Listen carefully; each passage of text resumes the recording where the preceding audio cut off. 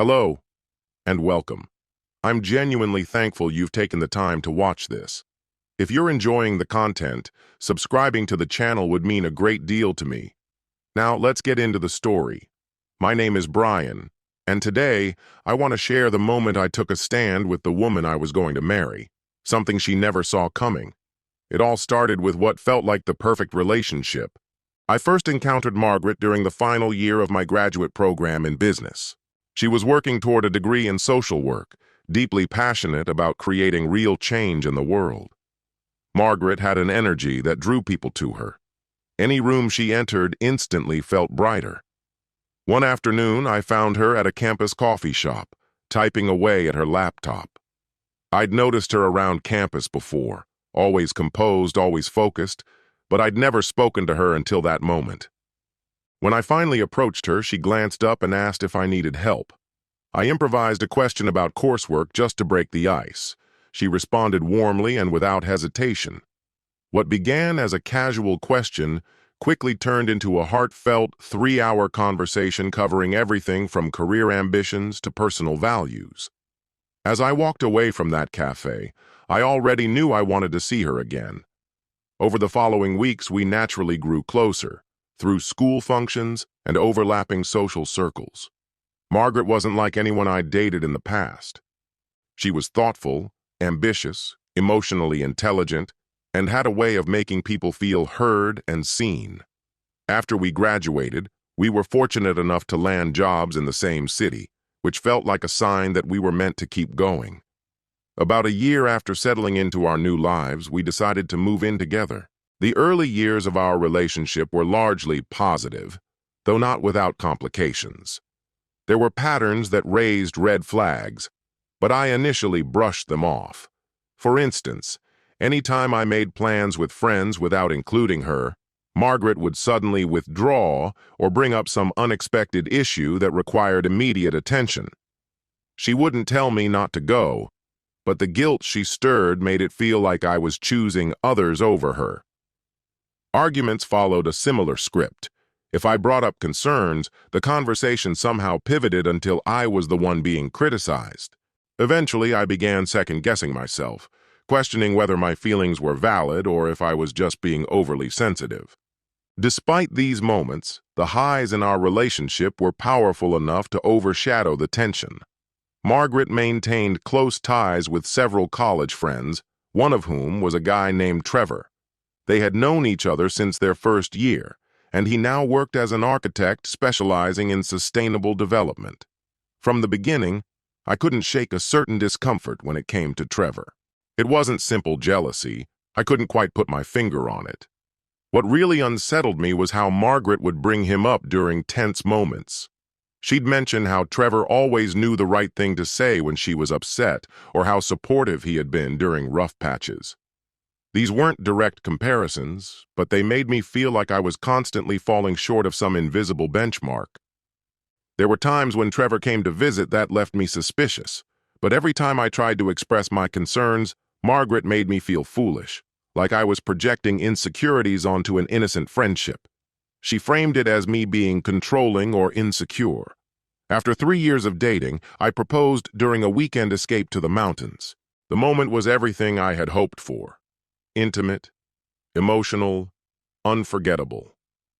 She said yes, tears streaming down her cheeks, and we spent that night picturing the life we wanted to build together. We settled on a wedding date 8 months out, a timeline that allowed us to stay within budget and plan without pressure. While being engaged was exhilarating, it also introduced a level of tension I hadn't anticipated. Margaret dove into wedding planning with intense focus. But the more involved I became, the more I noticed her rigidity. If I expressed disinterest in small details or pushed back on a choice, she'd become irritated or brush me off. It began to feel like my input only mattered when it aligned perfectly with hers. The situation escalated 5 months before the wedding, when Trevor called Margaret with some unexpected news that shifted everything. A mutual friend from college, Rachel, someone I'd met a few times, was having her wedding in California. Trevor had received an invitation and asked Margaret to come along as his +1. Margaret's reaction was immediate and enthusiastic. She couldn't stop talking about it, reuniting with old friends, sightseeing, celebrating Rachel's big moment. But what struck me most was how radiant she seemed discussing the trip.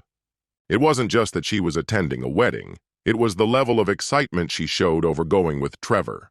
It felt more like she was planning a romantic getaway than a casual reunion. And the fact that she didn't pick up on, or maybe didn't care about, how unsettling this was for me only deepened my concern. I chose my words carefully when I brought it up, not wanting to sound accusatory. I told her I respected her history with Trevor, but that it didn't sit well with me for her to fly across the country and be someone else's date while we were preparing to get married. Her response was swift and harsh. She snapped back with accusations, claiming I was trying to control her, that I was jealous and insecure. She insisted her friendship with Trevor had always been above board and said I was creating drama over nothing. To bolster her argument, she threw in examples of times I'd spent time with my own friends, as if they were comparable situations. But they weren't, and she knew that. Still, she used them as ammunition. She painted me as someone who couldn't handle a confident, independent partner. And when I tried to explain that this wasn't about control, it was about mutual respect, she twisted it again. According to her, if I trusted her, I wouldn't be bringing it up at all. Then came the pointed remarks. She brought up how Trevor never guilt-tripped her about friendships, how he was more emotionally aware and secure than I was. It was no longer a debate about a trip. It had turned into a way for her to weaponize Trevor against me. That's when I finally understood. This argument wasn't really about a wedding in California. It had become a symbol of something deeper that had been brewing for a long time. The issue wasn't the destination. It was everything it represented. That night we fought for hours. We kept going in circles, neither of us backing down. And for the first time, I saw the future we were supposed to be building together start to unravel. Margaret had made up her mind. She was going to that wedding with Trevor, no matter how I felt. After our argument, she stuck to her decision with unwavering resolve, but now she added a new tactic to the mix: complete silence, treating me as though I'd somehow wronged her. She'd already arranged for the time off at work, coordinated flights and accommodations with Trevor, and had begun shopping for a dress. Each time I tried to revisit the issue, she brushed me off. As far as she was concerned, the matter was closed. As her departure date crept closer, her behavior grew increasingly antagonistic. She began slipping in jabs, remarks about how confident men don't try to control their partners, or how jealousy is a toxic trait in a relationship. She stopped hiding her communication with Trevor. She took his calls on speaker, laughed a little louder, and casually talked about how thrilled she was for the weekend, always just within earshot. It didn't feel accidental. It seemed calculated, like she was baiting me into reacting. And any time I did, she turned the tables, accusing me of being unstable or controlling. 1 week before she was set to leave for California, I made a final attempt to talk things through. I asked her to sit down and calmly tried to explain why this trip was so difficult for me, why it felt like a betrayal. She listened, at least outwardly, but her expression was vacant, the same disengaged look she'd worn during our previous conversations. When I finished, she repeated the same talking points she always used. Only this time, she added that maybe I should consider therapy to deal with my trust issues. By the time she walked away, I felt completely unmoored. She left on Saturday morning. I refused to drive her to the airport. In what felt like the ultimate insult, she had Trevor come pick her up. I stood behind the curtain and watched as she practically skipped down the steps to meet him, radiating joy. The wedding she was headed to was happening that Monday. Over the weekend, she sent me a few brief text updates, emotionless and mechanical. She let me know they'd arrived safely, that the weather was beautiful, and that they were catching up with old friends. Her messages felt like they were addressed to a colleague, not her fiancé. I didn't write back. Then came Sunday. That morning, I opened social media and saw a post that hit me like a punch to the gut. There was Margaret dressed to the nines, looking flawless in a photograph. And the caption read, "Men think they own you, the Independent." It must have gone up late Saturday night. By the time I saw it, dozens of people had already liked it, with several leaving comments about their own stories with controlling partners.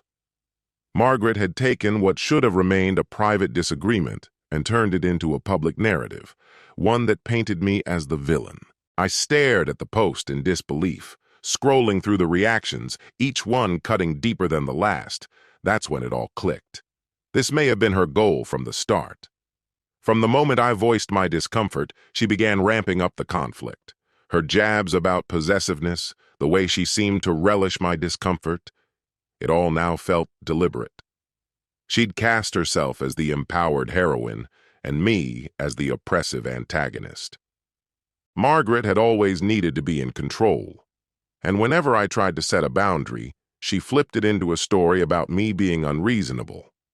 I didn't respond to her post. Instead, I made a decision that was swift, deliberate, and, frankly, liberating. I changed my relationship status to single, notified our families and close friends that the wedding was canceled, and started the process of calling off every vendor we'd hired. The hours that followed were emotionally draining but necessary. I called the venue, caterer, photographer, florist, and band, informing each of them that the wedding was no longer happening and asking about refund options. Some were sympathetic and agreed to partial returns. Out of courtesy, I also reached out to Margaret's parents, followed by my own, and let them know the engagement had ended. Those phone calls were excruciating. I avoided going into too much detail. I wasn't interested in smearing Margaret. I just wanted to move on. Both sets of parents were stunned and upset, asking whether reconciliation or couples therapy was still on the table. As those conversations unfolded, I began the process of clearing her belongings from the apartment. We'd lived together for over 2 years, and she had brought in a fair amount of things: clothes, books, personal items, even furniture she'd chosen. I boxed it all up with precision, though underneath the calm I was furious. By that evening, everything she owned was packed and stacked neatly near the door. That night, she must have noticed the change in my relationship status, or someone told her. The calls started coming in. I didn't answer. Her first few voicemails were polite, confused. She asked why my status had changed, what was going on. Even then, she sounded more irritated than genuinely alarmed, like it hadn't occurred to her that I might actually do something decisive.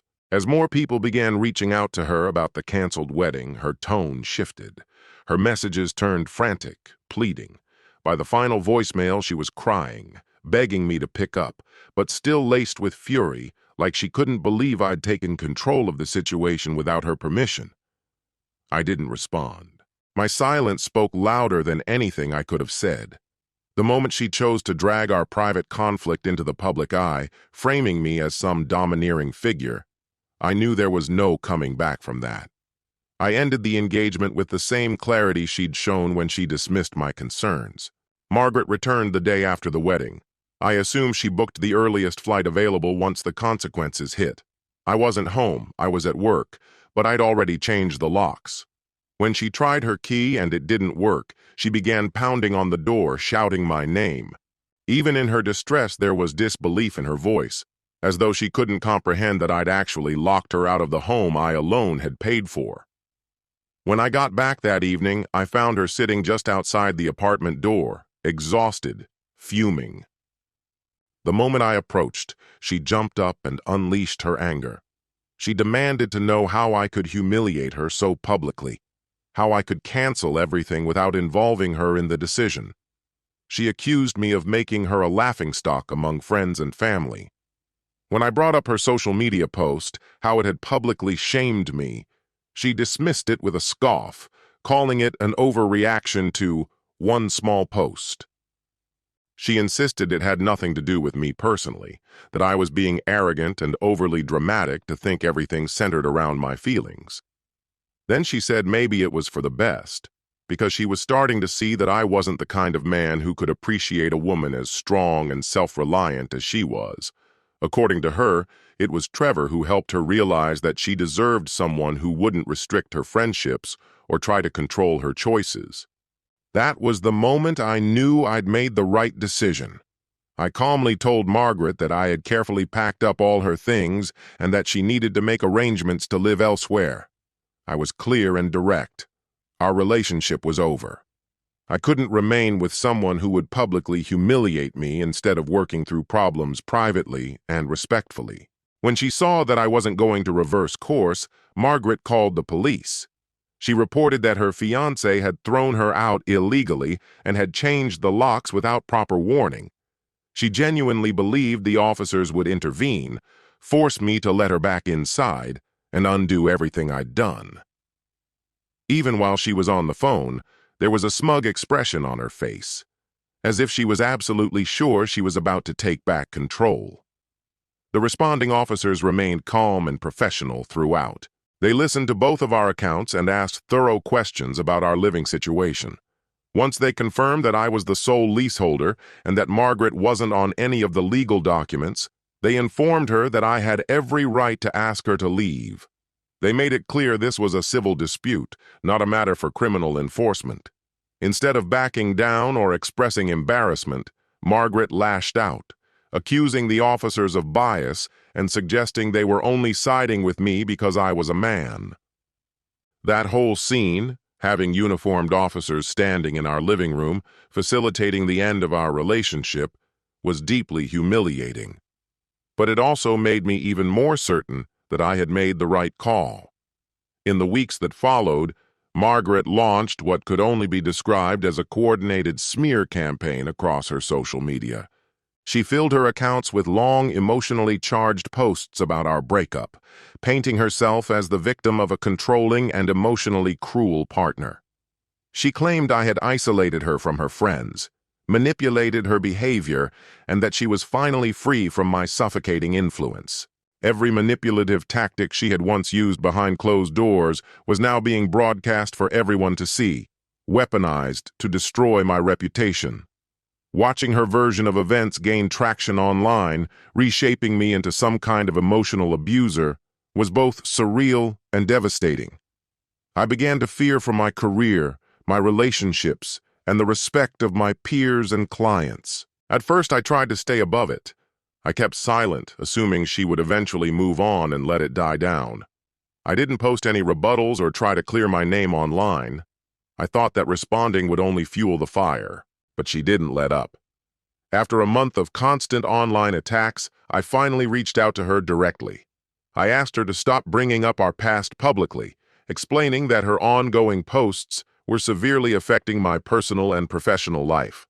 I urged her to focus on healing and moving forward, rather than staying stuck in this campaign of destruction. Predictably, her reaction only confirmed everything I already knew about her. She immediately took screenshots of our private messages and published them online, adding her commentary to claim I was trying to silence her and prevent her from telling her truth. Then she escalated things even further, posting new accusations that I had taken control of her finances and threatened her when she tried to end the relationship. None of that was true. But Margaret had honed her narrative so convincingly that people accepted her word without asking for evidence.